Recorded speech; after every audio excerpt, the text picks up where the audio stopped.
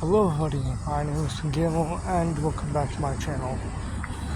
Oh boy, I am extremely tired today, and it's not helped the fact that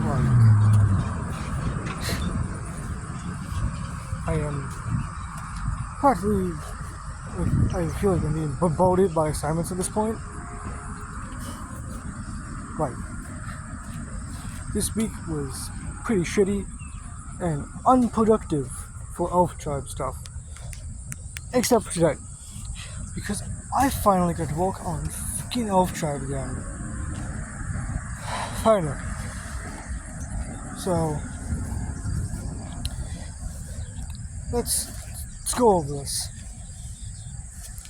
So, basically, in the first page, it is Gripper Pin kind of reminiscing about his wife and how, his daughter seems to still call out for her at night sometimes. And, he gets these reports from her husband because she's married. Because Grandpa Pin is like 50. But to be really serious, I think Grandpa Pin is fairly old. Because he's a grandfather. I'm not saying that grandparents have to be extremely old. I'm just saying, if you are 20 years old and a grandparent, I'm not exactly sure that any of that was real.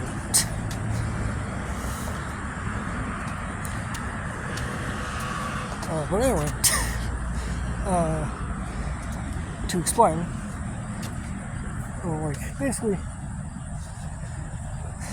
Grandpa Pin is just kind of reminiscing and kind of hoping and wishing for the old days when he would adventure with friends and, be his old spry self, have his wife back to be, more importantly.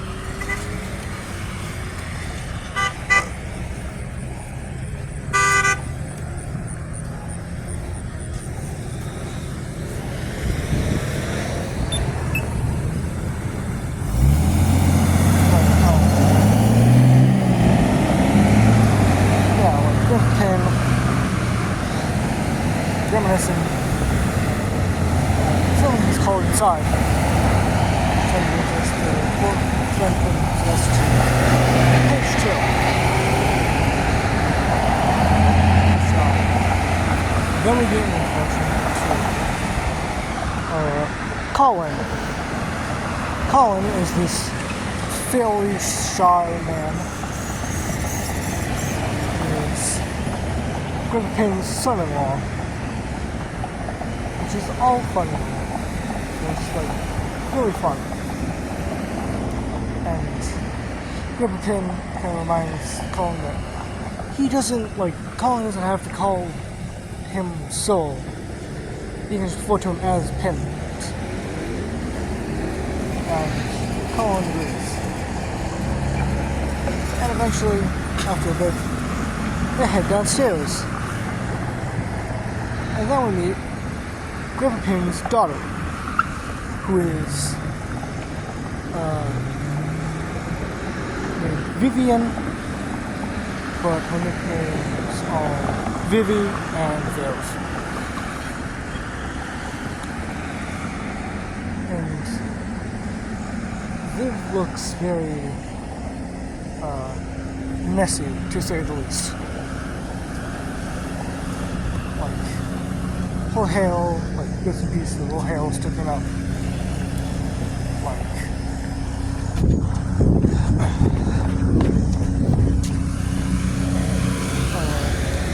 She looks very tired.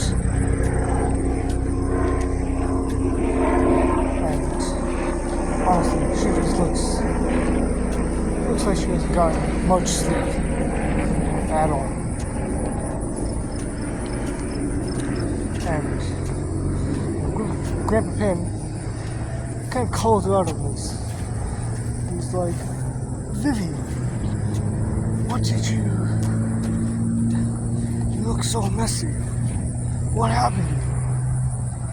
And like an old man voice, of course. And she assures him that he's fine. You know, she's fine. And then Colin like whispers to him, whispers to him about the fact that Viv is having nightmares about her mother again. Which, you know, Jackie, I don't think I've ever talked about Jackie much, but Jackie is a mage.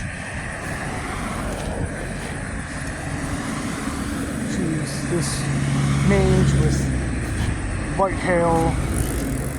Her hat is like covering her eyes and such, which technically I do actually have a canon color for those. They're like a white silverish, which I know is kind of weird, but also fun fact with HS, his eyes are also like that, except his hair isn't brown, or his hair isn't like white. I imagine it's like a brownish, but like he still has the white eyes. But you know, that's good. Either way, besides that, like, you know, Viv assured her father that she's fine, but Grandpa Pin has already made his decision, and he says to them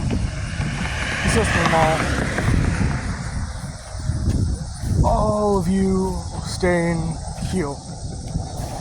As in, like, staying at his house. You know, why not? And Viv is shocked, and Colin is too. And he says, "Are you sure?" And he's like, "Very."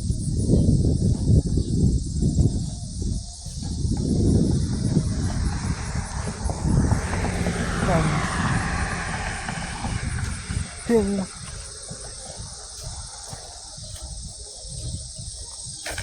and Viv is about to be like, "But Dad," but she's interrupted by Grandpa Pin, who's like, "No buts, Vivian. I'll get into the living room. It's story time." Which would then transition us all the way to, you know, the recap. It's taking us like a page or two. And so now the kids, as like the Pin's grandkids, but actually have names. I think I've talked about that before. Like, their names are Ella and Kodo. And, you know, then they start, like, doing a recap of the story. Which, you know, will then transition us to, you know, after that, it's transitioning them to basically very close to Kinder.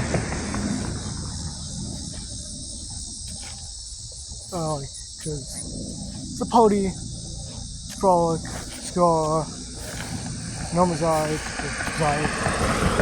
and Toki are on the quest to go to the ball. You know, the royal ball. I don't think any of you remember. I don't think many of you remember that, but if you do, then good. If you don't, then I guess I'll explain. Basically, going all the way back to book 1, like close to the end of book 1, a little is kind of yeeted or thrown at Frolic's head. And with that, you know, it is a, like, it's this very royal looking envelope that you can tell that it comes from the royal family because it's got the royal stamp. But basically, inside that is an invitation to specifically Frolic and whoever he chooses to bring with him to the Royal Elven Ball, which isn't just for the elven people, but is for all sides. Everyone but the humans. And which I guess if you haven't learned that joke either, I can also explain that. The whole lore of why the humans aren't allowed to go is because it turned out that the leader of the humans was extremely racist against, elven people. Which is, very funny, to me at least. Because it's just what? Huh? This comes out of nowhere. Because I don't talk about racial themes in most of my books. I mean, with the series that I plan to make, I may handle some of that, but that's just kind of the animal-ish kind of people. Or animal people. But, with that, it's also with that you also find out that you can also speculate that Pin, not Grandpa Pin, but his younger self, that Pin may not be human. Because he seems very nervous when Frolic brings up that Pin can't go because he's human. Huh. And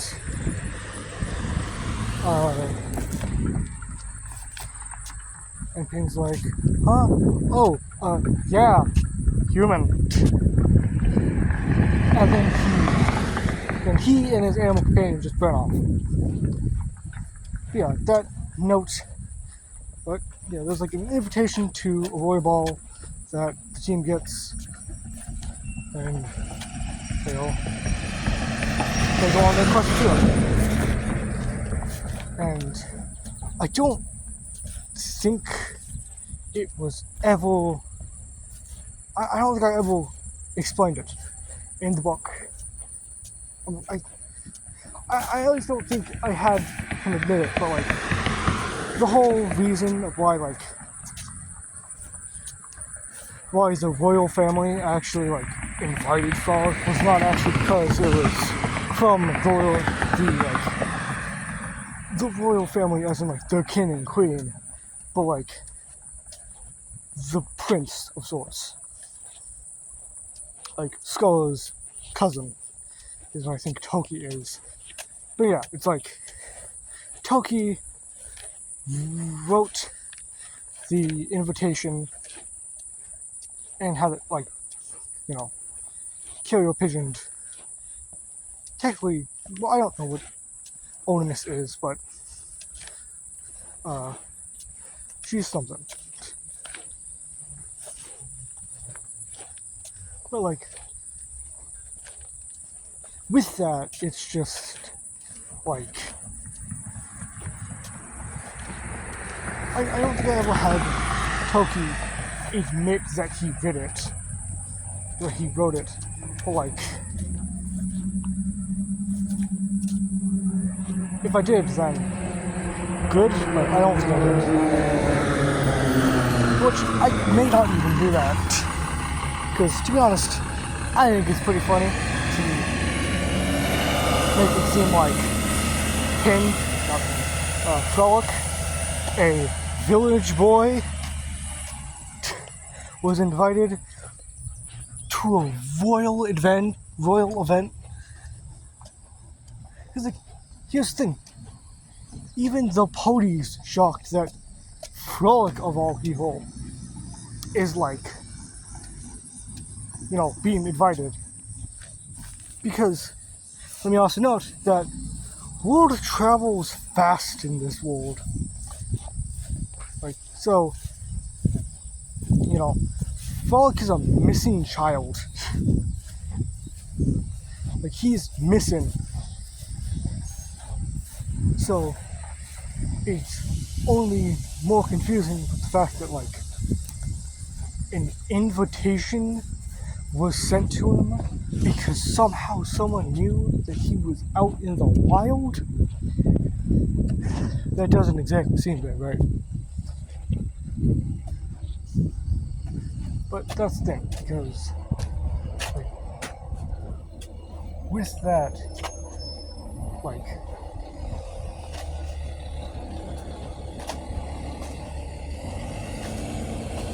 Penny never actually like it's just the fact that a little can find Frolic is not exactly good, because it means the fact that, like, he's been found technically by someone in the sky. So I don't exactly believe it's a good sign. But that's all for now. Remember to like and subscribe, because if you do,